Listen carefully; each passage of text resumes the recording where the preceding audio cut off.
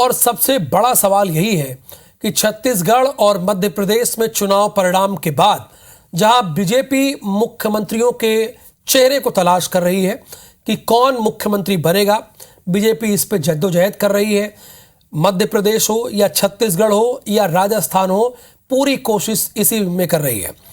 तो सबसे पहले छत्तीसगढ़ की हम बात कर लेते हैं कि कौन दावेदार तो बहुत हो गया, हम तो काफी दिनों से बता रहे हैं, लेकिन आज दिल्ली में कांग्रेस की समीक्षा बैठक होगी। एक बड़ी खबर है, आज दिल्ली में कांग्रेस समीक्षा बैठक होगी। मध्य प्रदेश छत्तीसगढ़ के सभी दिग्गज अपनी बात रखेंगे। यानी एक तरफ मुख्यमंत्रियों के चेहरे तलाशने में जुटी है, तो वहीं कांग्रेस अब अपनी हार की समीक्षा करने में जुटी है।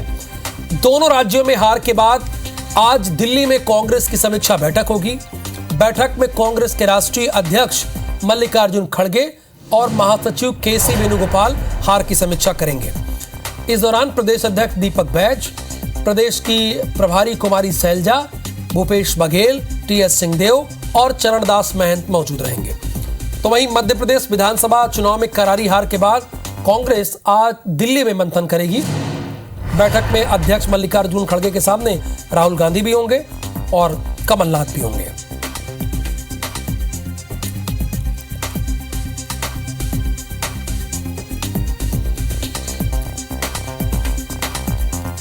सबसे अहम सवाल यह है कि ईवीएम पे लगातार सवाल उठाने वाली है कांग्रेस और उठा रही है, लेकिन सवाल यह है कि जब आप हार नहीं मान रहे हैं और ईवीएम को दोषी ठहरा रहे हैं, तो हार पर मंथन कैसे हो सकती है? आप हार पर मंथन कैसे कर सकते हैं जब आप अपनी हार ही नहीं मान रहे, जब इस जनादेश को स्वीकार ही नहीं कर रहे? हालांकि कांग्रेस के बड़े नेताओं ने तो स्वीकार कर लिया है। भूपेश बघेल का सबसे पहला बयान अगर आप देखिए तो उन्होंने स्वीकार कर लिया है, और मध्य प्रदेश छत्तीसगढ़ के सभी दिग्गज नेता आज अपनी बात को रखेंगे कि उनकी हार कैसे हुई। और दो संवाददाता इस वक्त हमारे साथ जुड़े हैं, विवेक पटैया और सौरभ सिंह परिहार जुड़े हुए हैं। अब विवेक, कल जब प्रहलाद पटेल भोपाल आ रहे थे, उससे पहले वो 6 रायसीना रोड पहुंच गए। मुरली मनोहर जोशी ने उनको लड्डू खिलाया, और उसके बाद जब भोपाल पहुंचे तो वीडी शर्मा ने उनका स्वागत किया। हालांकि उनके साथ ही आए, लेकिन जो तस्वीरें देखी गई, नजर आई, उससे यही लगा कि वीडी शर्मा ने उनका स्वागत किया है। तो क्या प्रहलाद पटेल को कोई मैसेज मिला है, कोई संदेश मिला है? आपको क्या खबर है, अंदर खाने से क्या चल रहा है?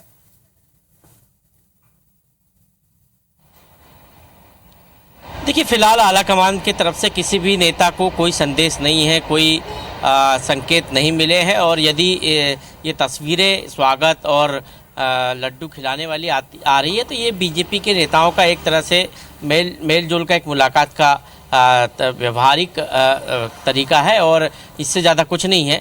जो मुख्यमंत्री होगा अगला मध्य प्रदेश, चलिए मुख्यमंत्री, ये बात तो हम लोग करेंगे, लेकिन विवेक, कांग्रेस के बैठक पे बात करेंगे, क्योंकि ये जानना चाहेंगे कि आज बैठक हो रही है और सबसे बड़ा सवाल यही है कि जब बड़े नेता उनकी हार नहीं मान रहे, अपनी हार नहीं मान रहे कि हार हुई, ईवीएम पर दोषी ठहरा रहे हैं, तो आज बैठक कांग्रेस कर रही है और सारे बड़े नेता यहां से जा रहे हैं। कौन कौन जा रहा है कांग्रेस की तरफ से?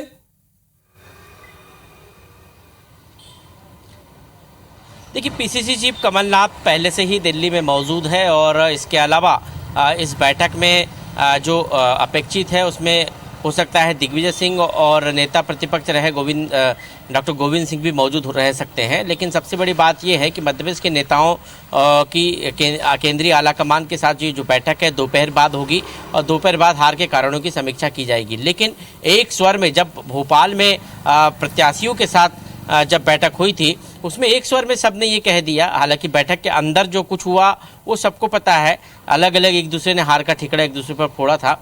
लेकिन बैठक के बाहर जब निकलकर सामने आए तो सबने एक स्वर में कहा कि हो सकता है कि ईवीएम में के कारण हम हार गए, क्योंकि हमारे को लेकर जनता का माहौल था, परिवर्तन का माहौल था, लेकिन परिणाम उससे उलट आए।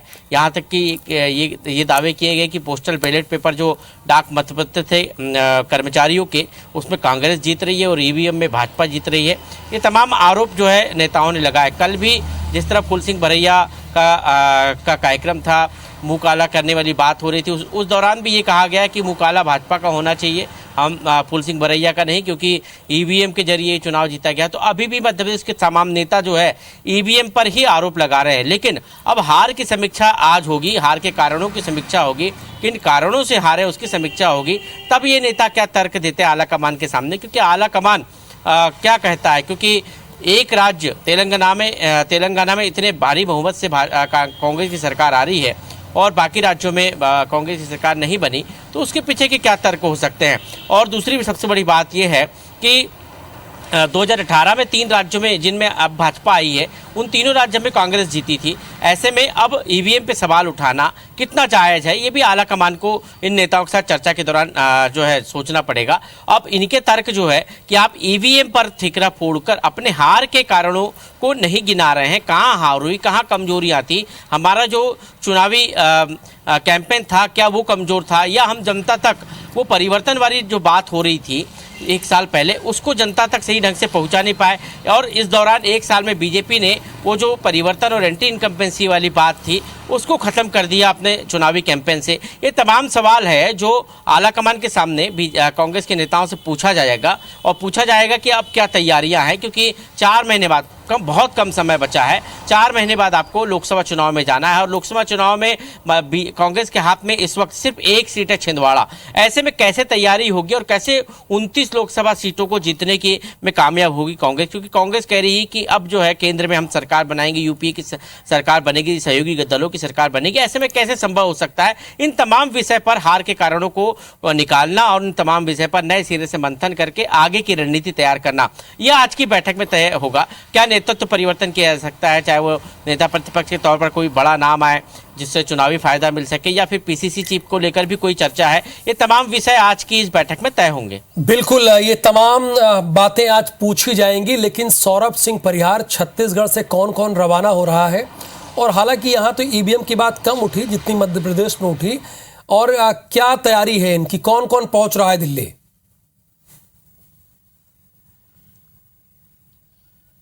बिल्कुल, देखिए राहुल, सभी कांग्रेस के बड़े नेता दिल्ली पहुंच चुके हैं जिनको बैठक में शामिल होना है। लगभग दोपहर 2:30 बजे ये बैठक शुरू होगी एआईसीसी कार्यालय में। मल्लिकार्जुन खड़गे ये बैठक लेंगे और हार की समीक्षा करेंगे। और इस बैठक में पूर्व मुख्यमंत्री भूपेश बघेल, टीएस सिंहदेव, दीपक बैज, चरणदास महंत, ताम्रध्वज साहू और प्रभारी कुमारी शैलजा समेत जो तीनों जो प्रभारी सचिव हैं वो भी मौजूद रहेंगे और हार की मुख्य वजह बताई जाएंगी। उसके अलावा संभव है कि नेता प्रतिपक्ष के लोग को लेकर भी संभव है कि चर्चा हो सके हार के बाद।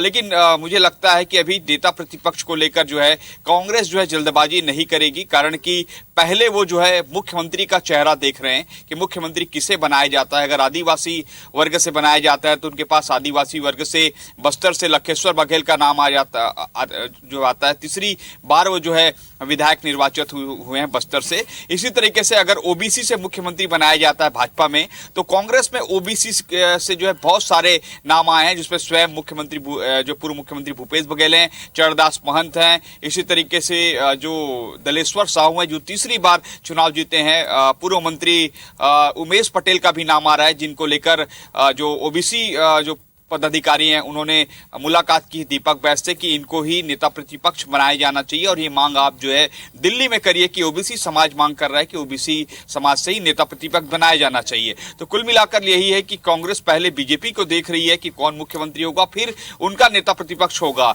लेकिन जो आज हार की समीक्षा होने जा रही है उसमें तो सबसे पहले आप देखिए कि कांग्रेस जो है, कांग्रेस के सभी बड़े नेता कह रहे हैं कि सामूहिक नेतृत्व पे चुनाव लड़ा गया, इसलिए सबकी जिम्मेवारी है। अगर ये चुनाव हारे हैं, सामूहिक चेहरे पर है तो सामूहिक नेतृत्व और सामूहिक जिम्मेदारी है, चुनाव हार गए। लेकिन आपको याद होगा कि मुख्यमंत्री जब थे भूपेश बघेल और 17 तारीख को मैंने ही पूछा था कि आखिर ये चुनाव जो है किसके नेतृत्व में हो रहा, तब स्पष्ट तौर पर उन्होंने कहा था कि जब जो है मेरे चेहरे पर और मेरे नेतृत्व में जो है चुनाव लड़ा जा रहा है। ये दरअसल मैं जो मुख्यमंत्री बनने को लेकर पूछा था कि अगर कांग्रेस की सरकार आती है तो मुख्यमंत्री किसे बनाया जा सकता है। तब जो है भूपेश बघेल स्पष्ट तौर पर कहे थे कि जो है मेरे नेतृत्व और मेरे चेहरे पर चुनाव लड़ा गया।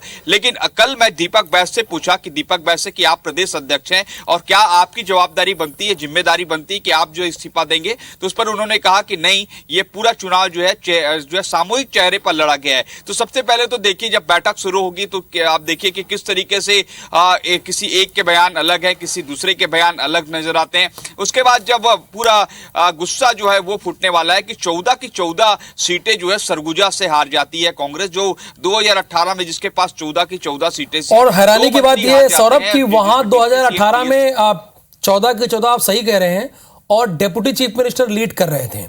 अब दोनों से मेरा एक ही प्रश्न है कि यहां नेता प्रतिपक्ष की दौड़ में कौन कौन सबसे आगे चल रहा है? क्या इसमें उमंग सिंघार का नाम है, किसी और के नाम भी जुड़े हुए हैं? विवेक, सबसे पहले तो मेरा आपसे ही ये सवाल है।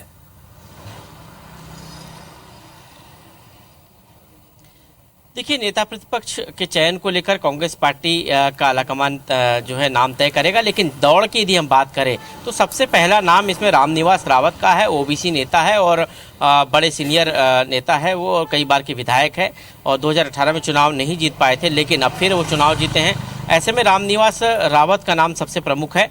इसके अलावा यदि हम बात करें तो यदि आदिवासी कार्ड कांग्रेस चलती है तो फिर बाला बच्चन और उमंग सिंघार, ये दो नाम सबसे प्रमुखता से सामने आ सकते हैं, क्योंकि पिछले दिन हमने देखा कि दिग्विजय सिंह से अपने मनमुटाव को लेकर जो है काफ़ी चर्चाओं में जो है उमंग सिंघार रहे, लेकिन उन्होंने जाकर दिग्विजय सिंह से माफ़ी मांगी और ये भी कहा कि उनको यदि कोई मेरे कारण दुख हुआ हो तो मैं उसके लिए माफ़ी मांगता हूँ, व्यक्तिगत जाकर मिलकर माफ़ी मांगी।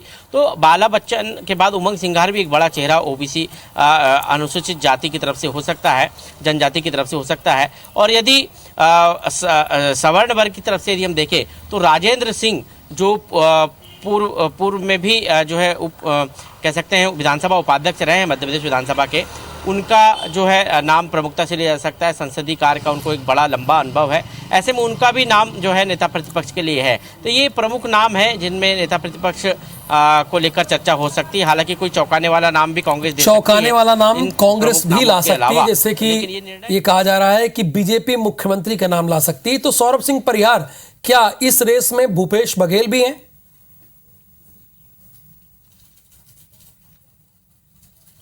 बिल्कुल सही कहा आपने, और जैसे मैंने पहले बताया कि मुख्यमंत्री के आधार पर जो है बीजेपी कांग्रेस भी जो है अपना नेता प्रतिपक्ष बनाएगी। जैसे अगर ओबीसी से तो ओबीसी बनाएंगे, अगर आदिवासी है तो आदिवासी बनाएंगे। और जैसे आप नाम पूछ रहे हैं तो उसमें सबसे महत्वपूर्ण है मुख्यमंत्री भूपेश बघेल के तौर पर जो है वो उनका नाम सामने आ सकता है। महंत चरणदास महंत हैं जो पूर्व प्रदेश अध्यक्ष रह चुके हैं, विधानसभा अध्यक्ष रह चुके हैं, उनका नाम है। उमेश पटेल पूर्व मंत्री हैं और लगातार तीसरी बार जो है वो विधायक निर्वाचित हुए हैं। लखेश्वर बघेल का नाम आ रहा है, दलेश्वर साहू का नाम आ रहा है। जो दोनों नाम मैं बता रहा हूँ ये भी 3-3 बार के विधायक